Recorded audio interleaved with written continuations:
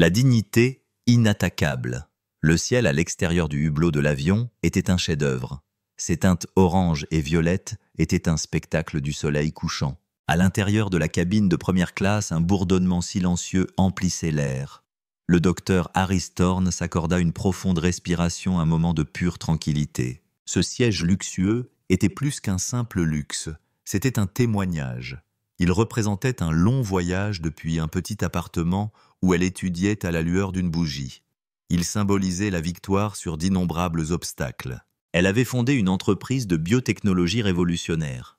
Son entreprise créait des dispositifs médicaux. Ces dispositifs sauvaient désormais des milliers de vies à travers le globe. Ce vol vers Zurich était la dernière étape d'un partenariat. Un partenariat qui promettait de révolutionner la médecine pour les générations à venir. Sa paix fut soudainement brisée. Une voix aiguë pleine de suffisance déchira le calme de la cabine.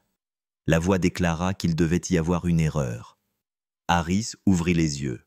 Une femme aux cheveux blonds platine se tenait dans l'allée. Elle était vêtue de vêtements coûteux. Son nom était Clarissa Vance. Ce nom était synonyme de richesse héritée et de pouvoir social. Une compagne timide la suivait nerveusement.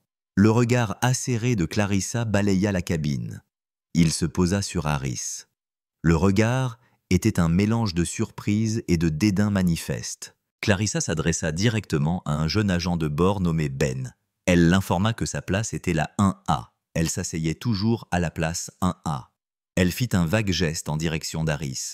Elle suggéra que quelqu'un avait été surclassé par erreur. Ben, le jeune agent de bord, consulta sa tablette. Son expression était celle d'une confusion évidente. Il dit à Madame Vance qu'il était vraiment désolé. Il expliqua que la place 1A était correctement assignée au docteur Thorne. Clarissa haussa un sourcil parfaitement dessiné.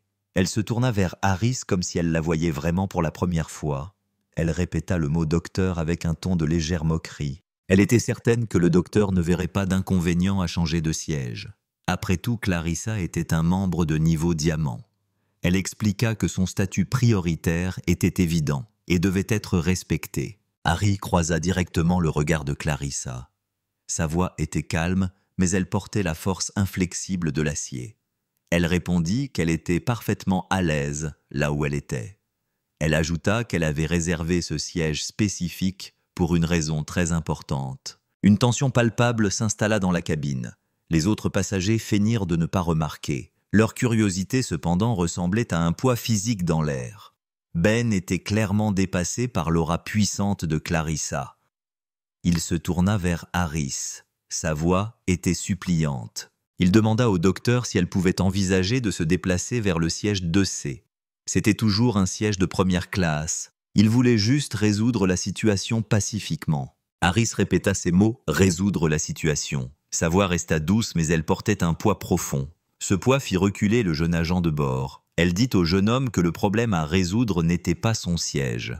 Le problème était la supposition que le privilège pouvait l'emporter sur l'équité. Une superviseure nommée Diana fut appelée. C'était une femme blasée par le monde avec des années d'expérience. Elle choisit le chemin de la moindre résistance. Elle s'adressa directement au docteur Thorne. Elle dit que pour le bien du vol, ils espéraient qu'elle coopérerait. Harry regarda la superviseure. Elle regarda le visage suffisant et triomphant de Clarissa. Elle vit les autres passagers autour d'elle. Ils attendaient tous en silence qu'elle cède. Elle comprit que ce moment était bien plus grand qu'un simple siège. C'était un test de sa propre dignité. Elle dit simplement non. Clarissa éclata d'un rire de pure incrédulité. Elle demanda à Harry si elle allait vraiment faire une scène pour un siège. Elle lui dit d'aller de l'avant. Elle la mit au défi de voir jusqu'où son entêtement l'amènerait. Harry répondit doucement qu'il verrait en effet. Elle resta entièrement calme. Elle sortit son téléphone. Elle commença à taper un message calme et délibéré. Elle n'avait pas besoin d'élever la voix. Son pouvoir ne se trouvait pas sur une carte de membre d'une compagnie aérienne. Son pouvoir était forgé dans la sueur et les larmes de ses propres accomplissements monumentaux. Clarissa continua sa tirade. Elle exigea de voir le commandant de bord. Elle menaça d'une action en justice avec son équipe d'avocats. Harris termina son message pendant l'agitation. Elle ne se leva pas pour argumenter. Elle se leva pour passer un appel. La cabine entière retint son souffle. Elle salua M. Chen au téléphone. Sa voix était professionnelle. Elle était imprégnée d'autorité. Elle s'identifia comme Harris Thorne. Elle expliqua qu'elle était sur le vol 734 de sa compagnie aérienne. Elle rencontrait un problème dérangeant avec le personnel. Le problème concernait leur politique sur le respect des clients. Elle clarifia qu'elle ne cherchait pas de compensation. Elle cherchait un changement systémique. Elle attendait un rapport complet sur son bureau pour lundi matin. La couleur quitta les visages de Diana et Ben. Clarissa était simplement confuse. Elle ne pouvait pas comprendre le changement de pouvoir. Harris termina l'appel. Elle se retourna et adressa un léger sourire à la superviseure. Elle dit « Maintenant, nous allons voir comment le conseil d'administration gère cela. » 15 minutes s'écoulèrent en silence. Puis la porte de l'avion s'ouvrit à nouveau. 2 hommes en costume d'affaires élégants entrèrent dans la cabine. Ils étaient des représentants du siège social. Ils ne parlèrent pas au commandant de bord. Ils se dirigèrent directement vers Diana et Ben. Une brève discussion privée eut lieu dans l'office. Les 2 employés de la compagnie aérienne furent alors sommairement renvoyés. Ils furent escortés hors de l'avion. Leur carrière était terminée. L'un des représentants de l'entreprise s'approcha du siège d'Harris. Il inclina la tête respectueusement. Il s'adressa à elle en tant que Dr Thorne. Il lui présenta ses plus sincères excuses pour l'incident inacceptable. Il confirma que les personnes impliquées avaient été prises en charge. Harris le remercia pour l'action rapide, mais elle insista davantage. Elle voulait son assurance que cela ne concernait pas seulement 2 employés. C'était une opportunité de reformer tout le système sur les valeurs fondamentales d'équité et de dignité humaine. Le représentant l'assura absolument. Il lui donna sa parole qu'ils étaient engagés dans ce changement. Alors que le représentant se détournait, Clarissa prit enfin la parole. Elle avait tout observé dans un silence stupéfait. Elle exigea de savoir, et elle alors. C'était elle qui avait été incommodée. Elle était un membre de niveau diamant. Le représentant se retourna vers elle. Son expression était froide comme la glace.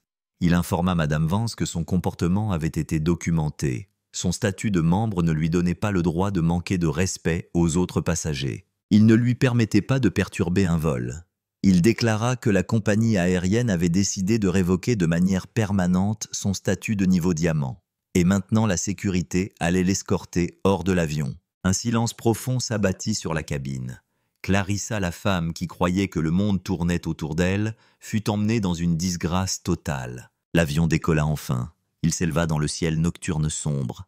Harris regarda par le hublot le monde en bas. Ce n'était pas une victoire personnelle. C'était une affirmation puissante. Cela prouvait que l'intégrité et l'accomplissement et le respect de soi étaient des valeurs qui ne pouvaient pas être achetées. Elles ne pouvaient être intimidées par aucun niveau de privilège. Elle ne s'était pas battue pour un siège. Elle avait défendu un principe. Le principe que la valeur d'une personne est définie par son caractère et non par sa position sociale. Et dans le grand silence du ciel, elle sut que c'était la leçon la plus importante de toutes.